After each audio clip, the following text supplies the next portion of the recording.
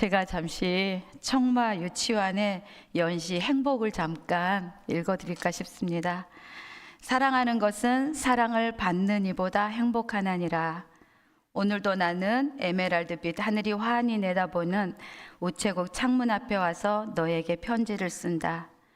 행기를 향한 문으로 숱한 사람들이 제각기 한 가지씩 생각에 족한 얼굴로 와선 총총 우표를 사고 전보지를 받고 먼 고향으로 또는 그리운 사람께로 슬프고 즐겁고 다정한 사연들을 보내나니 세상의 고달픈 바람결에 시달리고 나부끼어 더욱더 의지 삼고 피어 헝클어진 인정의 꽃밭에서 너와 나의 애틋한 연분도 한 방울 열련한 진홍빛 양귀비 꽃인지도 모른다. 사랑하는 것은 사랑을 받는 이보다 행복하나니라. 오늘도 나는 너에게 편지를 쓰나니 그리운 이여 안녕. 설령 이것이 이 세상 마지막 인사가 될지라도 사랑하였으므로 나는 진정 행복하였네라. 이 편지 한 장이 어떻게 보면 절절한 사랑과 애틋함을 느끼게 합니다. 사랑을 받는 것보다 사랑하는 것이 행복하다고 말하고 있는데요. 이 유치와는 시조 시인 이용도를 너무나 사랑했습니다. 이들이 만난 곳은 중학교였습니다. 이용도는 딸 하나를 낳고 혼자 되어 해방되던 해에 가을 통영여중 가사교사로 부임했습니다. 뒤이어 고향에 돌아온 유치원도 국어교사로 왔는데요. 그만 이용도에게 마음을 빼앗기게 되었습니다. 29살의 청상 과부인 이용도에 대한 38살의 유치원의 사랑의 불길은 너무나 뜨거웠습니다. 그러나 당시의 유교적 전통을 깰 수 없기에 유치원은 거의 20년 동안 매일 편지와 시를 써서 5,000통을 보냈다고 합니다. 그러나 안타깝게도 그렇게 불타던 유치원의 사랑도 1967년 2월 13일 부산에서 일어난 교통사고로 끝이 나고 말았습니다. 그 유치원이 타계한 후에 이용도는 자신이 소장하고 있던 그 연애 편지를 모아서 사랑하였으므로 행복하였네라는 한 권의 책을 출판하였다고 합니다. 지난주 박 목사님도 행복한 기다림이란 제목으로 행복에 대한 설교를 하셨는데요. 올해 마지막 달을 보내면서 다시 행복한지에 대한 우리가 생각해 보기 원합니다. 여러분에게 먼저 질문하겠습니다. 여러분 요즘 행복하십니까? 아멘.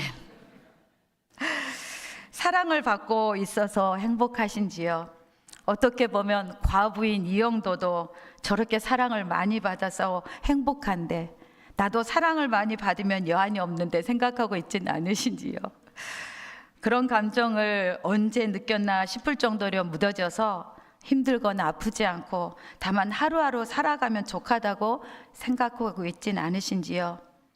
우리는 모두 표현만 다를 뿐이지 마음 깊은 곳에 행복에 대한 소망이 있습니다. 행복을 잊고 사는 것 같아도 누구나 행복을 원한다는 것입니다.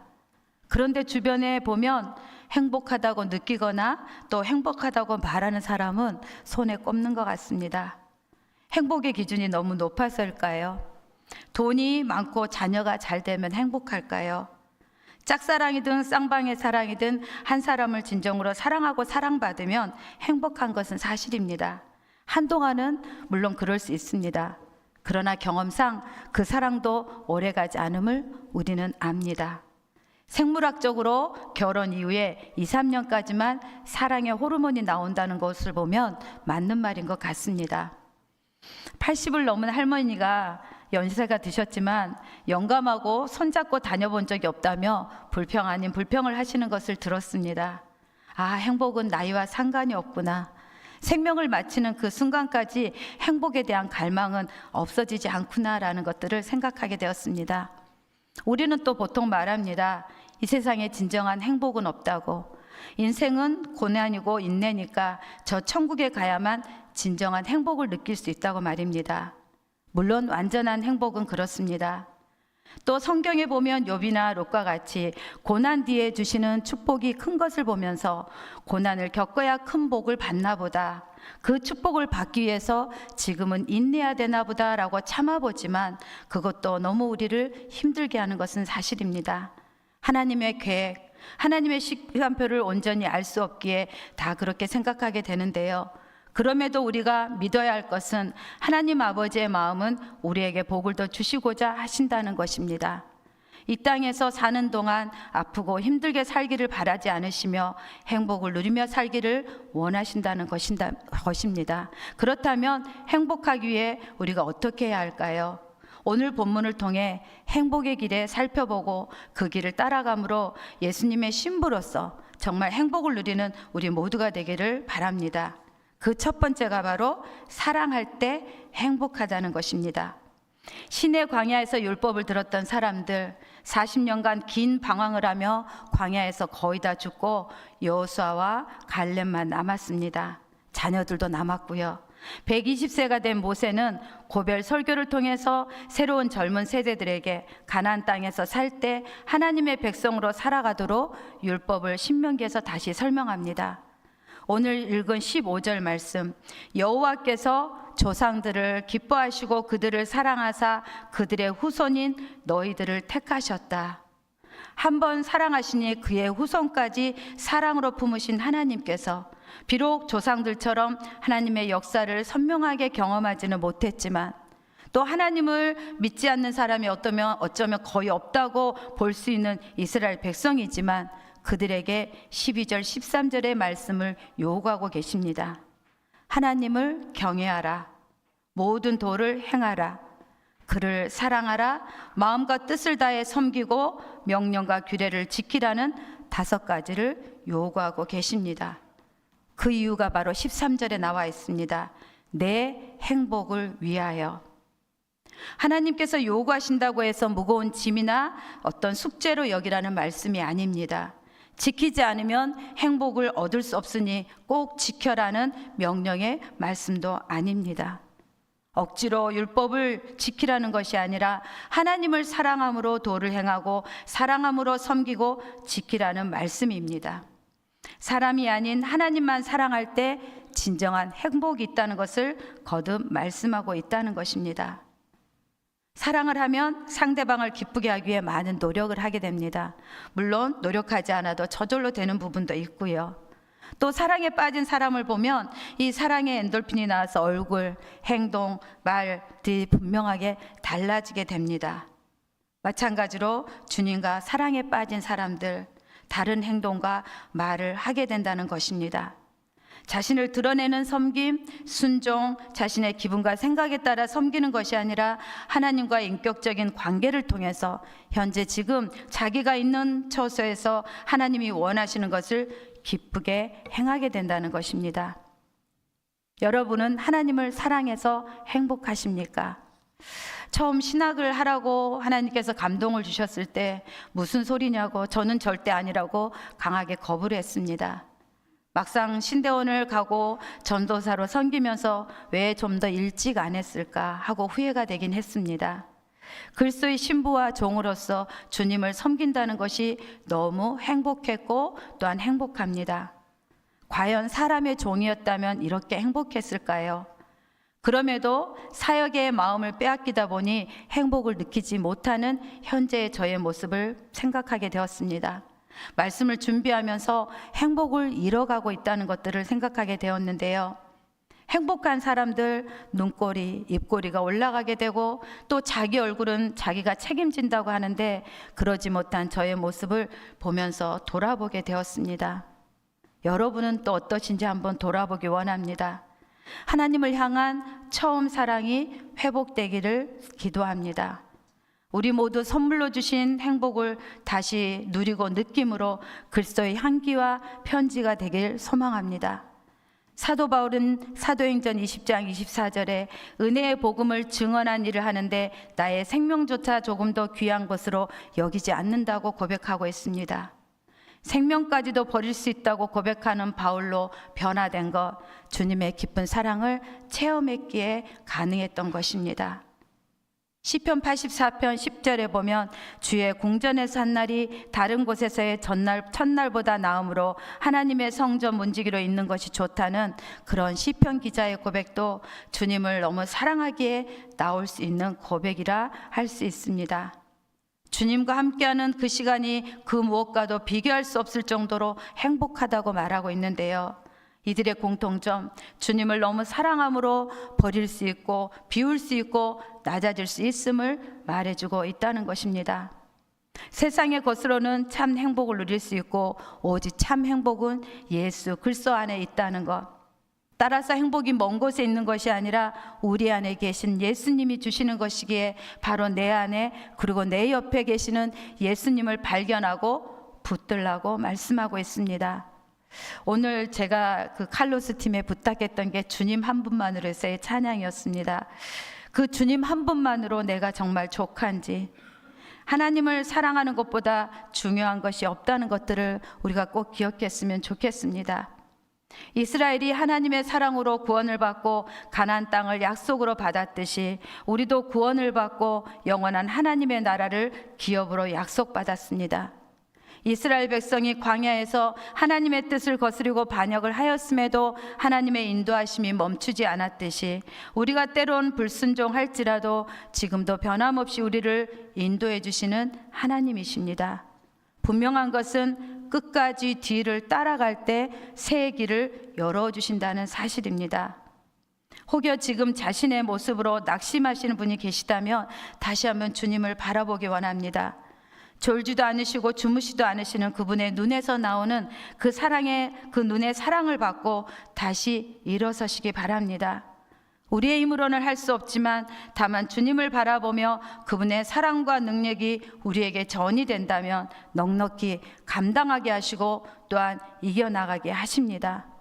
힘들 때 마귀는 자신을 보라고, 힘든 너를 보라고 말하지만 하나님은 당신을 보라고 말씀하고 있다는 것입니다.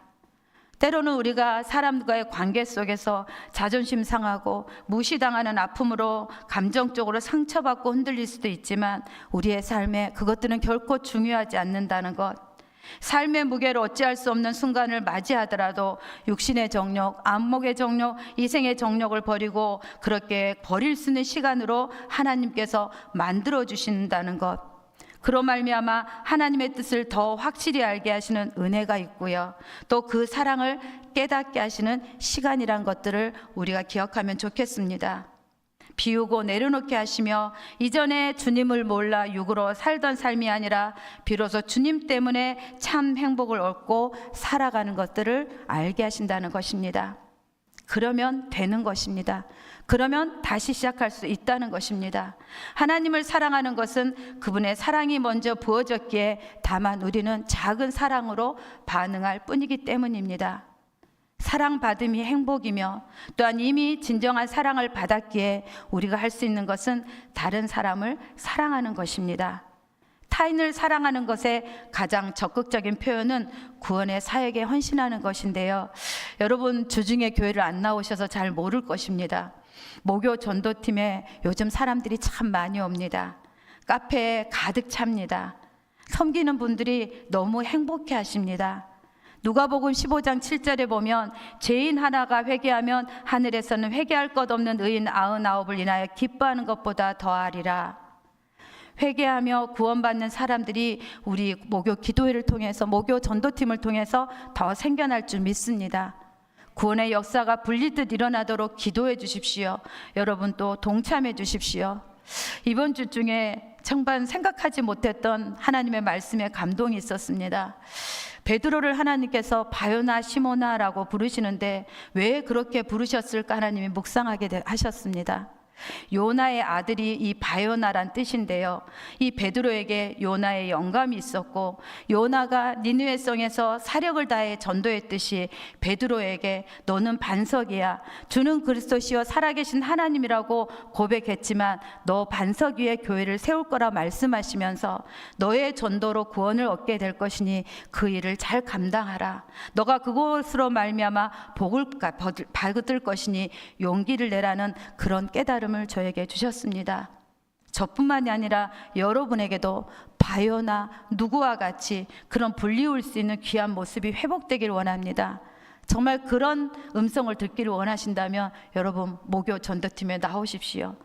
그래서 부침개 전도, 콩나물 전도, 그 많은 전도에 동참하셔서 정말 우리 구포교회의 빈자리가 더 채워지도록 여러분 한번 동참해 주셨으면 감사합니다. 두 번째, 우리가 언제 행복할까요? 지켜갈 때 행복하다는 것입니다. 10장의 1절부터 10절에 보면 5장에서 받은 십계명을 다시 받는 이야기가 기록되어 있습니다. 한 번 주신 십계명을 재차 주신 것은 그만큼 중요하다는 뜻입니다. 주신 목적은 신명기 5장에도 나와 있고 11장에도 나와 있지만 건너가 차지할 아름다운 땅에 들어가서 복이 넘치고 장구하기를 원하셨기 때문입니다. 이 말씀은 당시에만의 말씀은 아닙니다. 오늘날에도 동일하게 적용될 수 있는데요. 이 땅에서의 삶은 하나님 앞에서의 삶이고 땅에서의 삶은 하늘의 삶과 연결되어 있으니 이 땅에서 구별되고 진정한 행복을 누리며 장구하기를 하나님께서 그토록 원하신다고 말씀하시면서 그 규례와 명령을 지키라고 하시는 것입니다. 오늘 우리에게 행복을 주고 싶다고, 나의 말에 귀를 기울여 달라고, 너의 섬김과 수고가 내게 기쁨이 된다고, 내게 행복을 준다고 말씀하시는 그 주님의 음성을 여러분도 듣기를 소망합니다. 22절에 보니 애굽에 내려간 조상들이 겨우 70인이었으나 이제는 하늘의 별과 같이 많게 하셨다고 하셨습니다. 그 이유가 21절에 너를 위하여 행하셨다고 말씀하고 있습니다. 오늘 우리에게도 하나님께서 행하신 모든 일들이 바로 나를 위해, 바로 우리 구포교를 위해서, 우리 가정을 위해서 행하시고 있다는 것들을 여러분이 믿음으로 취하시기를 바랍니다. 하나님을 사랑하는 사람, 말씀을 지키는 사람입니다. 요한복음 말씀에 나의 계명을 지키고 가지고 지키는 자라야 나를 사랑하는 자니, 하나님의 법을 지킨다는 것 단순히 말과 머리만이 아니라 실제 행동으로 지켜나라는 의미입니다. 물론 말은 쉽지만 행하기 너무나 어렵습니다. 그러나 신명기 5장 10절과 7절 9절에 나를 사랑하고 내 계명을 지키는 자에게는 천대까지 언약을 이행하시며 인애를 베푸느니라. 저는 참 중간중간에 힘들 때가 많았습니다. 그럴 때마다 딱 하나는 기억한 거는 하나님, 저의 연약함으로, 저의 잘못으로 내 자녀에게 힘든 문제가 생기지 않기를 원하는 그 한마음으로 제가 이기고 또 이겨나갔습니다. 여러분들도 이 말씀을 붙들길 원합니다. 천대까지 언약을 이해하시며 인애를 베푸느니라. 이 약속을 바라보시면서 힘써 지켜나가는 우리가 되기를 소망합니다. 다른 누구의 것이 아니라 바로 나의 것이 되고 나의 약속이 되도록 믿음으로 취하시기를 소망합니다. 그런데 정작 하나님의 율법에는 열심이었으나 실패하였던 그룹이 있습니다. 바로 바리새인들과 유대인입니다. 아무도 흉내낼 수 없을 정도로 그들의 행위, 외적인 경건함 탁월했습니다. 율법을 잘 지켰고요, 유전도 잘 지켰고요, 금식하고 성경 연구, 기도생활 철두철미했습니다. 밭에 나는 채소 근처까지도 일일이 따져서 11조를 바칠 정도였습니다. 그러나 이들 열심은 있었지만 올바른 지식을 따른 것이 아니었습니다. 율법을 즐거워하여 율법을 주야로 묵상하며 지켜나감으로 행복을 누린 것이 아니라 자신의 공의로움과 정직으로 말미암은 것이라 생각했던 것입니다. 로마서 10장 3절 말씀에 하나님의 의를 모르고 자기 의를 세우려고 힘써 하나님의 의를 복종치 아니함으로써, 하나님의 의를 받아들이지 않고 자신의 힘으로 의를 이룰 수 있다고 생각했기에 이것이 바로 죄였던 사실을 그들은 몰랐던 것입니다. 진리를 안다고 자부하며 선민의식에 빠져 진리이신 예수 그리스도를 배척함으로 결국 멸망하게 되었던 것입니다. 마태복음 5장 20절에 내가 너희에게 이르노니 너희 의가 서기관과 바리새인보다 더 낫지 못하면 결단코 천국에 들어가지 못하리라. 더욱이 우리들은 바리새인처럼 혼자 힘으로 율법을 지킴으로써 의를 얻을 수 있는 없는 정말 더 연약한 존재들입니다.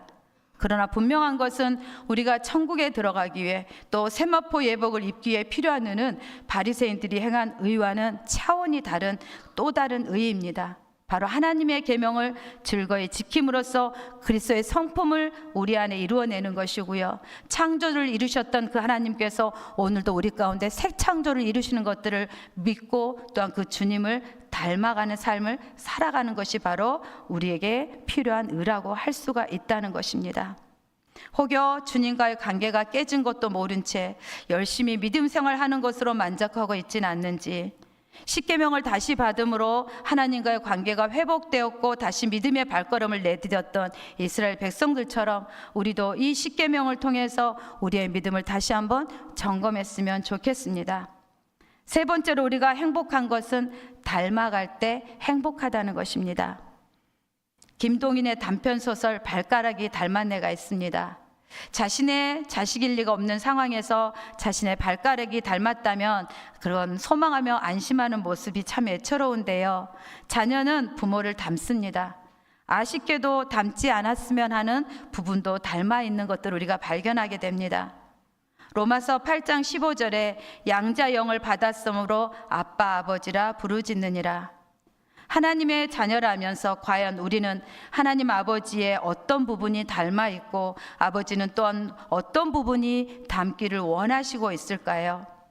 오늘 말씀 18절 19절에 보면 하나님이 약자인 고아와 과부와 나그네, 즉 도움을 필요하는 사람들을 사랑해서 먹을 것 입을 것을 주셨듯이 연약한 사람들에 대해서 책임을 짐으로 인하여서 나의 자녀됨을 또 드러내라고 말씀하고 있습니다. 그것이 바로 하나님을 닮은 그런 맏아들의 형상이기 때문입니다. 신명기 6장 말씀을 바탕으로 해서 지어진 복음성, 여러분 잘 아시는 복음성이 있습니다. 마음을 다하고 성품을 다하고 힘을 다하여서 여호와를 사랑하라. 내게 준 계명을 마음에 새기고 부지런히 이웃에게 전하여라. 그러면 내가 짓지 않는 큰 집을 주리라. 내가 심지 않는 과실을 먹게 하리라. 그러나 한 가지 잊지는 말아라. 죄인된 우리를 구원하신 여호와를. 마음과 힘을 다해 하나님을 사랑하고 이웃을 사랑하는 이 말씀은 유대인들이 매일 아침 일어날 때 잠자리 들 때마다 큰 소리로 암송한 구절입니다. 신명기 곳곳에 보면 아름다운 땅을 차지한 말씀들을 여러 군데서 하고 있습니다. 온 마음 다해 하나님을 사랑하고 이웃을 사랑하면 생각하지 않는 행복이 저절로 들어오고 취하게 하신다는 말씀, 짓지 않는 집, 심지 않는 열매를 먹는 복이 이루어질 것이란 것들을 신명기 곳곳에서 말씀하고 있습니다. 그러면서 우리에게 그것들을 소망하라 하십니다. 그러면서 잊지 말아야 할 것은 눈에 보이는 그 어떤 것보다도 우리를 구원하신 하나님께 집중하고 그분만을 사랑하라고 말씀하고 있다는 것입니다. 그런 하나님을 닮아가기 위해서 해야 할 것이 바로 신명기 10장 16절에서 읽은 마음의 할례를 행하고 목을 곧게 하지 말라고 하십니다. 마음의 중요성을 강조하고 있는데요. 이 마음의 할례를 행한 사람만이 하나님을 진정으로 사랑하고 계명대로 살기를 즐겨하며 또한 그러므로 인해서 삶이 구별되는 것들을 보여줄 수 있기 때문입니다. 이스라엘 백성들이 얼마나 목이 곧았으면 출애굽기, 민수기, 신명기 여러 곳에서 반복해서 백성들이 목이 곧았다고 말하고 있습니다. 그만큼 하나님께서 교만을 싫어하시며 고치시기를 원하셨다는 것들을 알 수가 있는데요. 그래서 오늘도 우리에게 하나님께서 말씀하십니다. 교만의 죄를 회개하라. 회개할 때 하나님께서 우리의 마음을 넓혀주시고 또한 겸손의 옷을 입혀주시는 것들을 우리 또한 경험하기를 소망합니다. 예수님께서 이 신약에서 가장 많이 인용하신 본문이 바로 신명기입니다. 신명기를 순종의 책이라는 이 별명이 붙어 있습니다. 주님께서 친히 수치스러운 십자가를 지심으로 순종이 인생의 행복과 축복과 형통을 누릴 유일한 길이고 최상의 그런 길이란 것들을 몸소 보여주셨듯이 우리 모두에게도 거듭 강조해서 순종의 삶이 바로 행복의 지름길임을 오늘 우리에게 말씀하고 있다는 것입니다. 행함이 없는 믿음 죽은 믿음이라고 야고보가 말했듯이 살아있는 믿음은 행함이 있는 믿음이며 또한 하나님을 사랑하고 이웃을 사랑하는 믿음인 것입니다. 우리에게 주신 사랑 베풀 때 놀랍게도요 마르지 않는 샘처럼 더 많이 베풀 수 있도록 풍성하게 흘러넘치게 하는 것들도 우리가 또한 알 수가 있습니다. 말씀을 또 맺고자 합니다. 17절에 보면 신 가운데 신이시며 주 가운데 주시며 크고 능하시며 두려우신 하나님, 찬송이신 하나님께서 오늘도 우리를 보고 계십니다. 우리를 위해 행하십니다. 우리에게 행복을 주고자 하십니다. 세 가지 말씀드린 것처럼 하나님을 사랑하고 우리 자신을 사랑하며 고아와 과부와 나그네를 포함한 이웃을 사랑할 때 먼 미래가 아닌 바로 오늘 해줄 수 있다고 말씀하고 있다는 것입니다. 명령과 규례를 지킴으로 하나님의 자녀로서 그리스도의 신부로서 구별되는 것이 또한 행복의 길이라 말씀하시고, 그리할 때 하나님의 형상을 닮은 자로서 땅을 차지하며 형통함과 행복을 누리게 하시겠다고 약속하고 계십니다. 사랑, 전진하는 것입니다. 참 어렵습니다. 그런데요, 하나님께서 긍휼의 마음을 부어주시니까 사랑하게 되는 것을 또한 알게 됩니다. 후퇴하거나 멈추지 말라고 하나님 말씀하십니다. 유치원이 사랑함으로 행복했노라고 고백했던 것처럼 우리가 정말 하나님을 사랑함으로 행복한 존재가 되기를 소망합니다. 또한 명령과 규례를 지킴으로 그분의 형상을 닮아 진정한 사랑을 함으로 우리 모두 행복을 누리는 그런 행복한 신부가 되기를 소망합니다. 신명기 33장 29절에 약속의 땅 가나안을 목전에 두고 죽음을 앞둔 모세가 이스라엘 백성에게 말했습니다. 여호와의 구원을 얻었기에 너는 행복한 사람이로다. 그 무엇과도 바꿀 수 없는 귀중한 구원을 받았기에 우리는 더더욱 행복한 자들인 것들을 우리가 또 믿고, 혹여라도 행복을 잃어버렸다면 처음 사랑을 회복함으로 다시 한번 주님이 주신 행복을 누리며 사는 복된 성도님들이 되기를 소망합니다. 물론 신앙, 우리의 힘으로 온전히 사라지는 것도 아니고 우리가 신앙한다고 해서 좋은 결과를 쉽게 얻는 것도 아닙니다. 다만 하나님의 말씀에 겸손하게 순종하고 함으로 인해서 우리가 응답을 받는 것이고요. 다만 우리의 빈손을 벌려 주신 은총을 거저받는 삶이 하나님께서 되시기를 원한다는 것들을 기억하면 좋겠습니다. 또 하나, 우리는 구포교회 공동체입니다.